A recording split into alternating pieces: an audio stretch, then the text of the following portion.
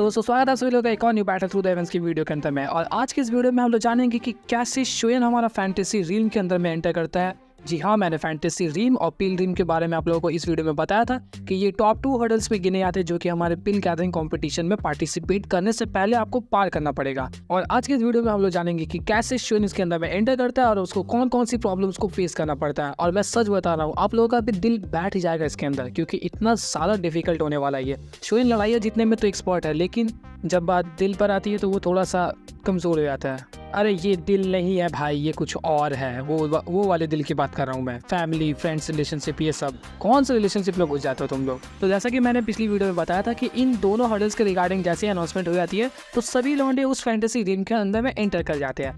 इसी दौरान हम लोगों को टॉप 3 एल्डर्स को दिखाया जाता है, जिसके अंदर में श्वान ई के ऊपर में कुछ ज़्यादा फोकस किया गया इस टाइम पर। और यहाँ पर उसे फिर से बताया जाता है कि ये जो शोयन है वो एक्चुअली में हमारे याओचिन का डिसाइपल है, जिसे सुनने के बाद वो थोड़ा सा चौंक जाती है, क्योंकि नॉवेल्स के अंदर में उसे जस्ट पता चला है, डोंगवास के अंदर में उसे पहले ही बता दिया गया है, जिस वजह से वो यहाँ पे ज़्यादा चौंकती है।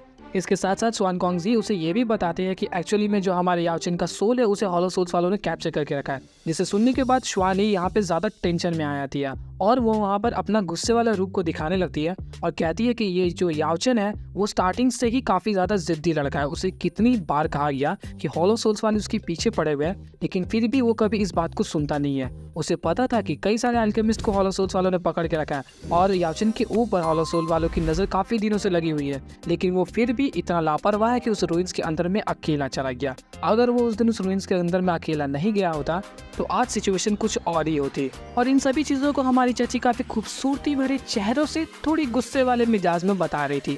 जिसके बाद श्वान कॉन्गजी वहाँ पे उसे कहते हैं कि भले ही तुम कितनी भी गुस्सा हो जाओ, लेकिन यहाँ पे सभी लोगों को पता है कि याओचिन की परवाह सबसे ज़्यादा कौन करता है। इसके बाद वो थोड़ा और ज़्यादा चिढ़ जाती है और वो कहने लगती है कि मैं तो बिल्कुल भी नहीं करती। इसके बाद श्वान कॉन्गजी कहते हैं हाँ, मुझे पता है कि तुम कितना नहीं करती, इसीलिए ना तुमने अपने पूरे लोगों को लगा रखा है कि तुम याओचिन को ढूंढ सको। जिसके बाद उनका गुस्सा वाला चेहरा अब और भी ज़्यादा क्यूट लगने लगता है। इसी दौरान हमारा शोयन फैंटेसी रीम के अंदर में एंटर कर चुका था और लिटरली वो इतना ज़्यादा क्रेजी रीम होने वाला कि उसके अंदर में सभी अल्केमिस्ट की मतलब फट के हाथ में आ गई थी पैंट वगैरह। और जैसा कि आप सभी लोगों को पता है कि इसके अंदर में एंटर करते ही सबकी स्पिरिचुअल परसेप्शन और स्पिरिचुअल स्ट्रेंथ काफ़ी ज़्यादा कम हो जाती है। और बिल्कुल वैसे ही होता है, शोयन इसके अंदर जैसे ही एंटर करता है तो उसकी स्पिरिचुअल स्ट्रेंथ और परसेप्शन के अंदर में काफ़ी ज़्यादा डाउनफॉल देखने को मिलता है। और शोयन इसको महसूस करने के बाद बिल्कुल शॉक में आया था, क्योंकि उसने बिल्कुल भी ऐसा एक्सपेक्ट नहीं किया था कि वो इतना ज़्यादा डाउनफॉल हो जाएगा।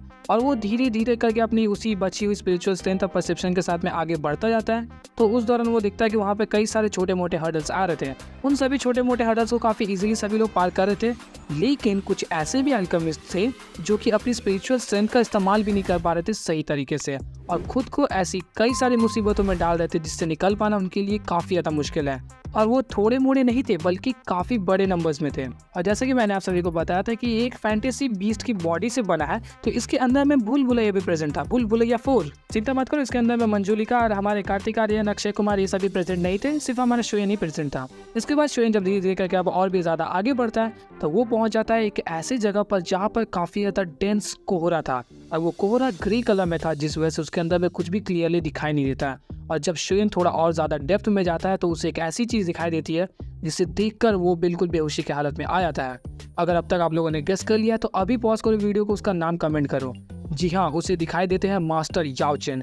और यहाँ पर हमारे मास्टर याओ लाओ हॉलो सोल्स के कैप्चर में जैसे दिखाए जाते बिल्कुल वैसे ही थे। और यहाँ पर वो बार बार कह रहे थे कि शोयन मुझे इनके चंगुल से बचा लो, प्लीज़ बचा लो। और वो वहाँ पे कुछ ज़्यादा ही रिक्वेस्ट और कोहराने टाइप का फील करा रहे थे और शोयन इसको देख के काफ़ी ज़्यादा इमोशनली डैमेज होने लगता है और वो जस्ट आगे बढ़ने ही वाला था उन्हें बचाने के लिए, लेकिन तभी उसका जो दिमाग था वो शांत हो जाता है और वो सोचने लगता है कि ये सच्चाई नहीं है। और यहाँ पर नॉवेल्स के अंदर में शोयन ने एक काफ़ी अच्छी बात कही जो कि उसकी समझदारी को दर्शाता है। उसने साफ साफ बोला, it is an illusionary figure, the deep reasons of the fantasy realm hurdle are able to form illusions based on what one is thinking and in one's heart. जिसका मतलब कि फैंटेसी रीम एक ऐसी जगह है जिसके जितने डेप्थ में तुम जाओगे तो वो एक इंसान के इल्यूजन्स को क्रिएट कर सकता है जो कि किसी के मन में चल रहा हो या फिर वो किसी के दिल में काफ़ी ज़्यादा गहराइयों में बसता हो। जिस वजह से फैंटेसी रीम ने यहाँ पर याओचन के रिगार्डिंग एक इल्यूजन को क्रिएट किया।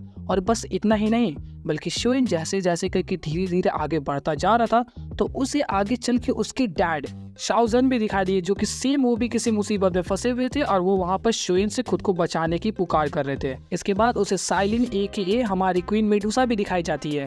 उसके साथ साथ उसे शूनर का भी चेहरा दिखाई देता है, जहाँ पर शूनर कैसे गो रिंग के अंदर में अभी भी शोएन के पावरफुल होने का इंतजार कर रही है, और वो अभी से नहीं बल्कि बचपन से इंतजार कर रही है। और अगर शोएन यहाँ पे फेल हो जाता है तो वो शूनर का भी दिल तोड़ देगा। और एट द लास्ट उसे यूनियन भी दिखाई देती है, और शायद से उसे सबसे लास्ट में इसलिए दिखाया गया क्योंकि शोएन अभी भी अपने दिल में एक रिग्रेट को लेकर घूमता है कि उसने यूनियन से प्यार तो किया, लेकिन वो कभी भी उसके साथ हो नहीं सकता। और भी इसके बाद शायद से और दिखाई देते हैं कि नहीं पता नहीं, लेकिन नॉवल में इसी के बारे में मेंशन किया गया है। कितने भी इमोशनल उसे कैरेक्टर्स या फिर सिचुएशंस को दिखाया गया, लेकिन फिर भी शोएन इन सभी हर्डल्स में रुकता नहीं है। तकरीबन 10 मिनट बाद जब सभी हर्डल्स को वो पार कर चुका था, तो उसे एक बड़ा सा ब्लैक होल टाइप का चीज दिखाई देता है, जिसके अंदर वो सीधा जंप कर जाता है। और जंप करते ही वो पहुंच जाता है सीधा शूनर के पास में। अरे शूनर के पास नहीं पहुंचता, मेडुसा, अरे मेडुसा नहीं यार, वो पील रीजन में पहुंच जाता है। और पील रीजन में पहुंचने के बाद वो वहाँ पे जाके देखता है कि ऑलरेडी साविंग और ऐसे कई सारे जो लड़के थे वो वहाँ पे पहुंच चुके थे।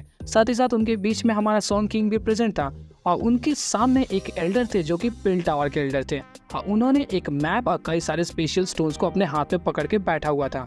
वहाँ पे शोएन एंटर करते ही वो साविंग से ज़्यादा बातचीत नहीं करता है, क्योंकि उसे पता था कि सॉन्ग किंग को ये बात अच्छी नहीं लगेगी। साविंग उसे बात करने का ट्राई कर रही थी, वो हाय हेलो बोलने गई, लेकिन शोएन उस चीज़ को इग्नोर करता है और वो दूर जाके अकेला कहीं पर बैठ जाता है। और इसे देख के सॉन्ग किंग काफ़ी ज़्यादा खुश होता है कि चलो शोएन रास्ते का कांटा जो है वो दूर ही है, हमारे पैर में गड़ेगा नहीं।